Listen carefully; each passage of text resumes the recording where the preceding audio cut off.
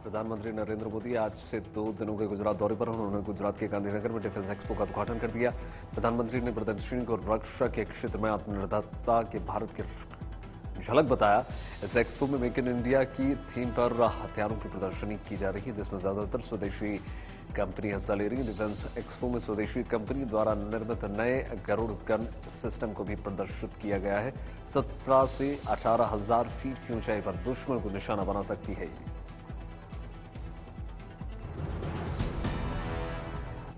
कांग्रेस अध्यक्ष चुनाव की मतगणना लगातार जारी है। दिल्ली में कांग्रेस मुख्यालय पर सुबह 10 बजे से काउंटिंग शुरू हो गई। अध्यक्ष पद के लिए शशि थरूर और मल्लिकार्जुन खड़गे ने टक्कर सीधे तौर पर देखी जा रही है। काउंटिंग के दौरान दोनों उम्मीदवारों के प्रतिनिधि मौजूद रहे। कांग्रेस केंद्रीय समिति के अध्यक्ष भी मुख्यालय में मौजूद हैं। इस बार दोनों ही उम्मीदवार गांधी परिवार से बाहर के हैं। पूरे 24 साल बाद कांग्रेस अध्यक्ष गैर गांधी परिवार से होगा।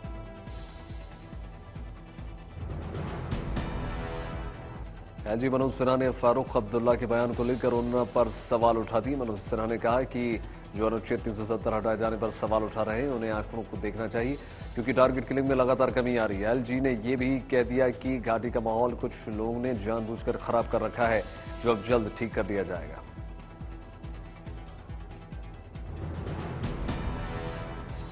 शोपियां के नौगांव में आज आतंकियों ने 7 सुरक्षा बलों की मुठभेड़ हुई। जानकारी के मुताबिक जवान वहां कश्मीरी पंडित पूरन कृष्ण की हत्या करने वाले हाइब्रिड आतंकी इमरान को साथ लेकर दूसरे आतंकी के खिलाफ ऑपरेशन चलाने पहुंची थी। तभी वहां छुपे आतंकियों ने अचानक उन पर गोलीबारी शुरू कर दी। आतंकियों की इस फायरिंग का शिकार गिरफ्तार आतंकी इमरान बशीर हो गया, वो मारा गया।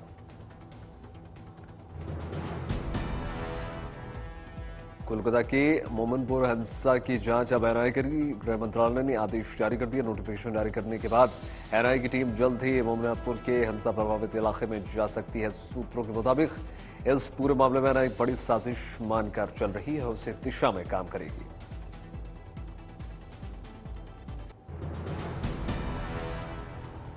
कांग्रेस ने पहले प्रत्याशी घोषित करने में बीजेपी से बाजी मार ली है। हिमाचल प्रदेश विधानसभा चुनावों के लिए कांग्रेस पार्टी ने 40 प्रत्याशियों की पहली सूची जारी कर दी। 5 नए चेहरों सहित 3 महिलाओं पर कांग्रेस ने दांव खेल दिया। 22 सीटों पर अभी भी पेंच बरकरार है। इनकी लिस्ट आज जारी हो जाने के आसार हैं। पहली सूची में प्रतिभा सिंह गुट के अधिकतर नेता शामिल हैं। वर्तमान 19 विधायकों को पार्टी ने दोबारा प्रत्याशी बनाया। हिमाचल प्रदेश में चुनावी बिल्कुल बच चुका है और अब सभी दल अपने कैंडिडेट्स फाइनल करने में लगातार जुटे हुए। आज बीजेपी ने भी अपने लिस्ट जारी कर दी। बीजेपी ने 62 उम्मीदवारों की लिस्ट जारी कर दी। मुख्यमंत्री जयराम ठाकुर सिराज से चुनाव लड़ने जा रहे हैं, जबकि अनिल शर्मा मंडी और सतपाल सिंह सत्ती ऊना से चुनाव लड़ेंगे। हिमाचल प्रदेश के लिए बीजेपी उम्मीदवारों की पहली सूची में 8 अनुसूचित जनजाति के उम्मीदवार शामिल, 5 महिला उम्मीदवार, 11 विधायकों को बदल गया है।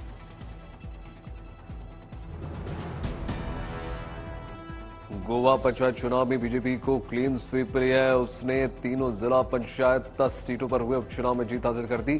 दरवोलिम, रीस, मगूस और काटुलिम जिला परिषद निर्वाचन क्षेत्रों के लिए 16 अक्टूबर को उपचुनाव हुए थे। इन तीनों सीटों पर बीजेपी ने कब्जा कर लिया। इन शानदार जीत के लिए मुख्यमंत्री सावंत को जेपी नड्डा ने बधाई दी।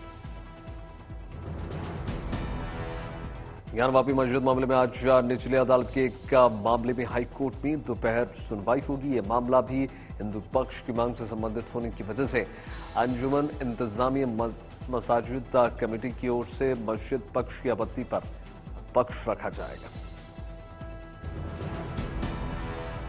23 अक्टूबर यानी छोटी दिवाली के दिन प्रधानमंत्री नरेंद्र मोदी अयोध्या में होने जा रहे हैं। यहां वो रामलला के दर्शन पूजन करेंगे और दीपोत्सव का पहला दिया भी जलाएंगे। इस बार अयोध्या में दीपोत्सव में 15 लाख दिए जला जाने की योजना है, जो पिछले साल से भी कहीं ज्यादा है। प्रधानमंत्री के इस दौरे को लेकर अयोध्या में तैयारियां जोर शोर से चल रही हैं, जिसकी समीक्षा के लिए योगी आदित्यनाथ आज अयोध्या जा रहे हैं और कल वो संघ प्रमुख से मिलने प्रयागराज जाएंगे, जहां वो संघ की अहम बैठक में शिरकत करेंगे। दिवाली पर केदारनाथ और बद्रीनाथ जा रहे प्रधानमंत्री नरेंद्र मोदी के लिए तैयारियां जोरों शोरों से हैं। उसी तैयारी का जायजा लेने उत्तराखंड के मुख्यमंत्री पुष्कर सिंह धामी आज सुबह बद्रीनाथ पहुंचे। आपको बता दें कि 21 अक्टूबर को प्रधानमंत्री नरेंद्र मोदी बद्रीनाथ पहुंचेंगे। वहां माणा में जनसभा होने जा रही है।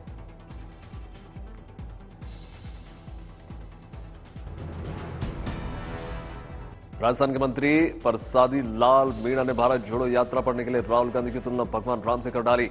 उन्होंने कहा कि राहुल भगवान राम से ज्यादा बड़ी पदयात्रा करेंगे। बयान पर विवाद बढ़ा तो महाराष्ट्र कांग्रेस के अध्यक्ष नाना पटोले सफाई देने के लिए सामने उतर आए, लेकिन उन्होंने ये कह दिया कि राहुल के नाम में भी रा है और राम के नाम में भी रा।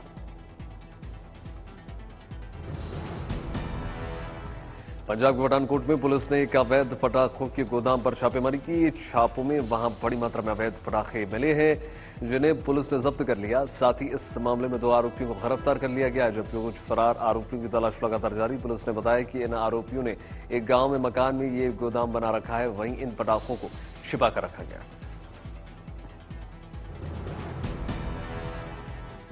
दिल्ली के हिमाचल प्रदेश की ऊना के बीच वंदे भारत एक्सप्रेस ट्रेन की सेवा की शुरुआत हो चुकी है। इसी महीने 13 तारीख को प्रधानमंत्री नरेंद्र मोदी ने देश की चौथी वंदे भारत एक्सप्रेस ट्रेन की सौगात दे दी। उन्होंने ऊना रेलवे स्टेशन से इस ट्रेन को हरी झंडी दिखाकर रवाना कर दिया था। कई आधुनिक सुविधाओं से लैस है ये ट्रेन।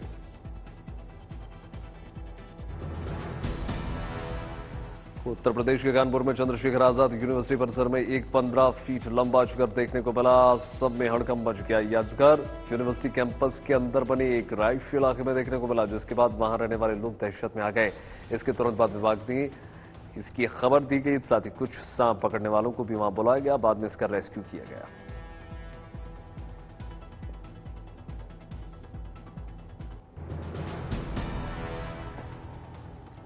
दिल्ली के चांदनी चौक में स्वच्छता अभियान चलाया गया, जिसमें केंद्रीय खेल मंत्री अनुराग ठाकुर भी उन्होंने शिरकत की। इस दौरान उन्होंने मौजूद लोगों को साफ सफाई के लिए प्रेरित किया, साथ ही पर्यावरण को बचाने के लिए स्वच्छ भारत की शपथ दिलाई। उत्तर प्रदेश के अमरोहा में एआरटीओ ने एसडीएम की गाड़ी का 26,000 का चालान कर दिया। ये चालान जिला मुख्यालय पर चल रही बैठक के दौरान किया गया। एसडीएम की गाड़ी की नंबर प्लेट से एक अंक गायब था, इसका मुद्दा ने बैठक में उठाया गया और वहीं चालान कर दिया गया।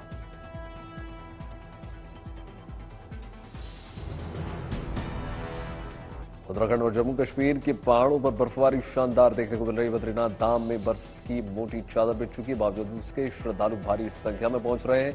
उत्तराखंड के यमुनोत्री धाम में भी मौसम ने अचानक करवट बदली और बर्फबारी शुरू हो गई। इसके बावजूद भारी संख्या में श्रद्धालु दर्शन के लिए पहुंच रहे थे। जम्मू कश्मीर के पीर की गली में बर्फबारी लगातार हो रही, जिसकी वजह से मुगल रोड को ट्रैफिक के लिए बंद कर दिया गया। मुगल रोड कुछ रुपया से जुड़ती है। उज्जैन के महाकाल मंदिर में डांस का वीडियो वायरल। एक लड़की ने मंदिर के गर्भगृह का वीडियो बनाया। वीडियो के बाद विवाद हो गया। विवाद बढ़ने के बाद लड़की ने सफाई दी, कहा कि 1 साल पुराने वीडियो है, किसी ने छेड़छाड़ करके लगाया है। एबीपी संगठन की प्रांत मंत्री है युवती। भारत में एक बार फिर से कोरोना संक्रमण के नए वेरिएंट का खतरा मंडराने लगा है। त्योहार से पहले मुंबई में बीएमसी ने इस लेकर एडवाइजरी भी जारी कर दी। महाराष्ट्र सरकार के मुताबिक पुणे में एक्सबीबी के अलावा ओमिक्रॉन के नए वेरिएंट BQ.1 और BA.2.3.2.0 के मरीज मिले हैं। बीएमसी ने अक्टूबर के दूसरे हफ्ते में कोविड-19 के बढ़ोतरी केसों को त्योहारों के सीजन को देखते हुए एडवाइजरी जारी की है।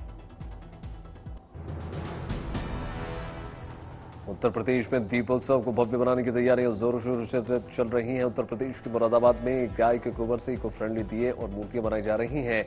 गोबर के दियों से जहां आश्रम को 1 करोड़ का सालाना मुनाफा हो रहा है, वहीं कई लोगों को रोजगार मिला है।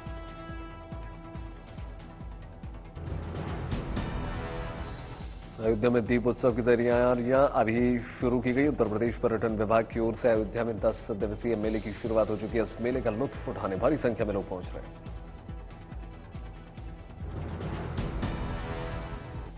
उत्तर प्रदेश के आगरा में जेल के कैदी अपना हुनर दिखा रहे हैं। कई कैदियों ने दिवाली के मौके पर गाय के गोबर से दिए बनाए हैं, जो कि इको फ्रेंडली हैं। जिला प्रशासन ने बताया कि ये कैदी करीब 1 लाख दिए तैयार कर चुके हैं।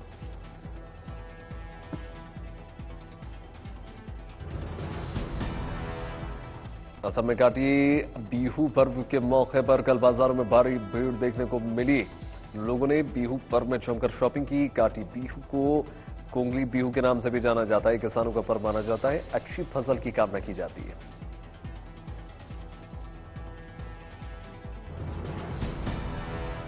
प्रसिद्ध मूर्तिकार मिंटू पाल ने देवी काली की भव्य और आकर्षक मूर्ति बनाई है। देवी काली की मूर्ति निर्माण में कई दिनों से मूर्ति कलाकार लगातार जुटे हुए थे। कोलकाता की कुमार सोली कार्यशाला में देवी काली की मूर्ति को अंतिम रूप दिया गया।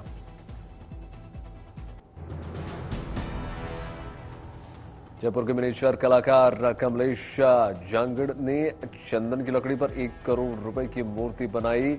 कमलेश जांगड़ चंदन की लकड़ी पर नक्काशी करते हैं। कमलेश जांगड़ परिवार की चौथी पीढ़ी के कलाकार हैं।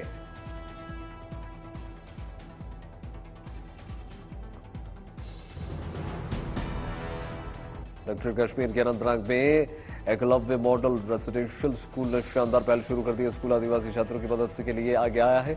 यहां पर बच्चों को पढ़ाई के साथ साथ दूसरी चीजों की भी जानकारी दी जा रही है।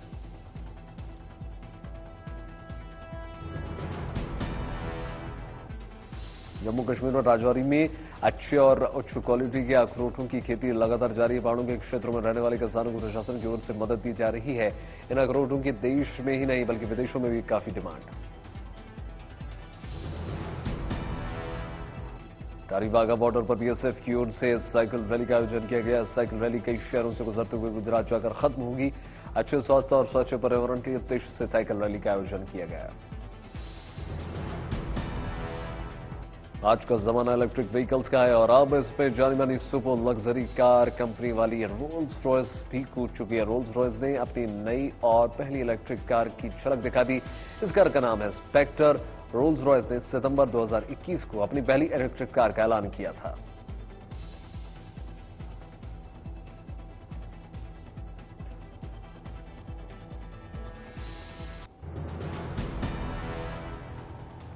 जम्मू कश्मीर के हंदवाड़ा में सुरक्षा बल ने आतंकियों की साजिश को नाकाम कर दिया।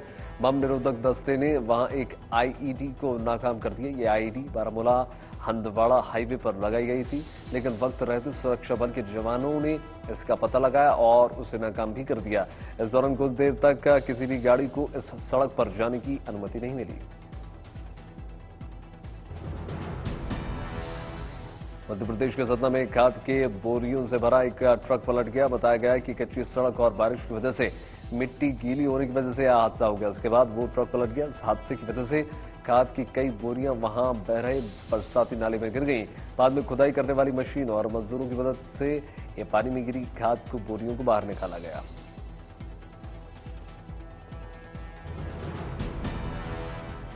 उत्तर प्रदेश के मेरठ में पुलिस ने ड्रग्स तस्कर के आरोपों में 4 लोगों को गिरफ्तार कर लिया। पुलिस ने पकड़े गए आरोपियों के पास से 3 क्विंटल गांजा भी बरामद कर दिया।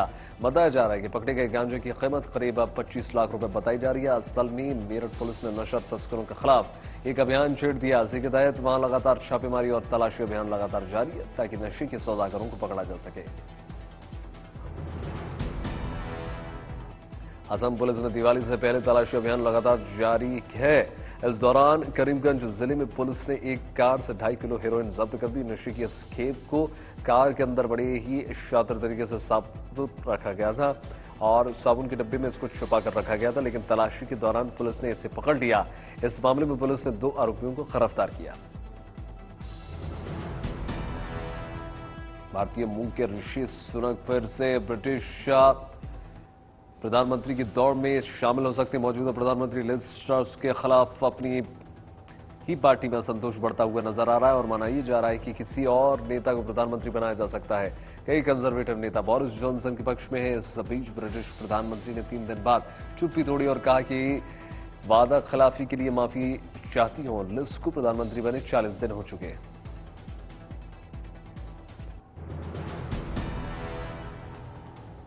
रूस और यूक्रेन के बीच घमासान लगातार जारी है। इस बीच खबर यह निकलकर आई है कि रूस ने यूक्रेन के दक्षिणी पूर्वी शहर निप्रो पर भयानक हमला कर दिया। रूसी धमाकों से निप्रो शहर दहल उठा है। यूक्रेन की सरकार की माने तो रूस ने यूक्रेन के बुनियादी ढांचे को निशाना बनाकर यह हमला कर दिया। यूक्रेन ने आरोप लगाया कि रूस ने यूक्रेन के बिजली संयंत्र को पानी की सुविधाओं को नष्ट करने की कोशिश की।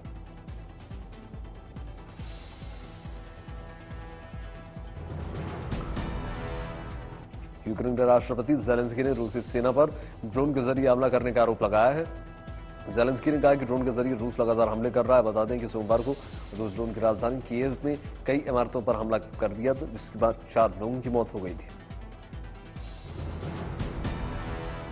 रूस ने एक बार फिर से यूक्रेन समेत पश्चिमी देशों को चेतावनी दे दी है। रूस ने कह दिया कि यूक्रेन से हासिल किए गए इलाकों को रूस परमाणु मिसाइलों की सुरक्षा में रखा जाएगा। रूसी राष्ट्रपति के प्रवक्ता ने कहा कि यूक्रेन से जीते गए इलाकों को रूस का अंग है। पिछले महीने राष्ट्रपति पुतिन ने इन इलाकों पर हमले की सूरत में परमाणु मिसाइलों के जवाब में देने की बात कही।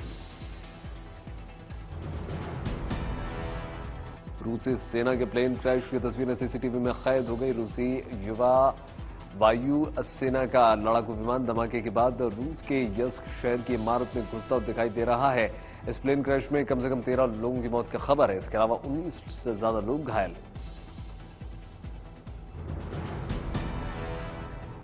नॉर्थ स्ट्रीम गैस पाइपलाइन को हुए नुकसान की तस्वीरें निकलकर सामने आ गई हैं। समुद्र के अंदर ली गई तस्वीरों में पाइपलाइन का एक हिस्सा गायब नजर आ रहा है। रूस ने पश्चिमी देशों पर आरोप लगाया है कि नॉर्थ स्ट्रीम जांच रूस दोषी के साबित करने के लिए लगातार शुरू की गई। इसके अलावा डच सरकार ने बड़े हमले की बात कही।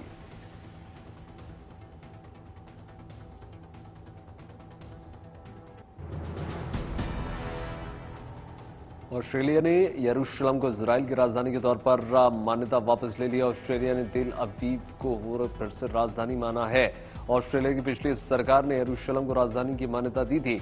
ऑस्ट्रेलिया के इस फैसले के बाद इजराइल के प्रधानमंत्री ने दुख जताया। बता दें कि दुनिया के कई देश यरूशलेम को इजराइल की राजधानी नहीं मानते।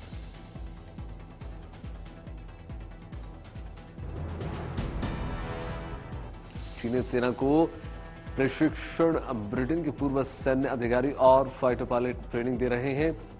मामला सामने आने के बाद ब्रिटिश सरकार ने कड़े कदम उठाने की बात कही। बता दें कि लगभग 30 ब्रिटिश सेना के पूर्व फाइटर पायलटों पर चीनी सैनिकों के प्रशिक्षण देने का आरोप।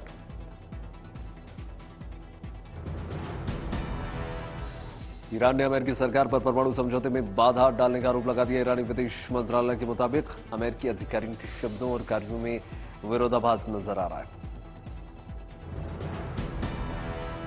फ्रांस के राष्ट्रपति इमैनुअल मैक्रों अगले साल शुरुआत में भारत का दौरा करने जा रहे हैं। वो अपने इस दौरान महाराष्ट्र के जैतापुर में परमाणु बिजली प्लांट पर जोर देंगे। रत्नागिरी जिले में इस परमाणु संयंत्र को बनाने के लिए दोनों देशों के बीच 2010 में समझौता हुआ था। तेहरान में विदेश मंत्रालय ने इस बात से इनकार कर दिया कि यूक्रेन पर हमले में रूस से ईरान मिलीभगत नजर आ रही। ईरान ने यूक्रेनी सेना के दावे को झूठा बताया और कहा कि हमने यूक्रेन पर हमले के लिए रूस को किसी तरह से कोई ड्रोन उपलब्ध नहीं कराया।